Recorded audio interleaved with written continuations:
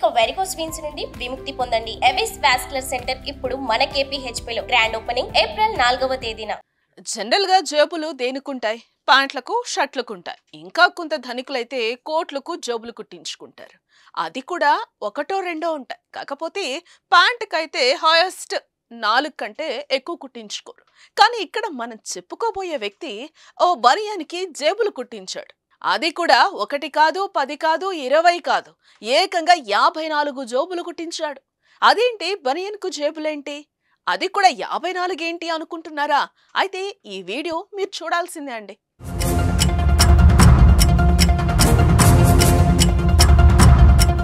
ఒక బక్కపల్చని వ్యక్తి Adilabad railway station దగ్గర అనుమానాస్పదంగా సంచరించడం గుర్తించిన పోలీసులు అతడి గురించి ఆరా తీశారు.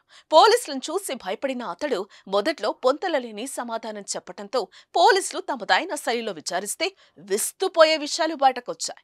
మహారాష్ట్రలో తక్కువ ధరకు లభించే దేశీదారు మద్యం చిన్న చిన్న బాటిల్స్ లో నింపుకొని తెలంగాణలో ఎక్కువ ధరకు విక్రయించే దందా బయటకొచ్చింది.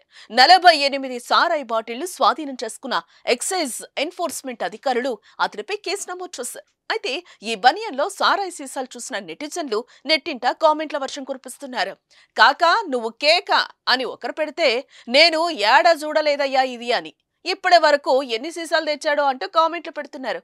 మరి మీరేమనుకుంటున్నారో కూడా కామెంట్ చేసేయండి.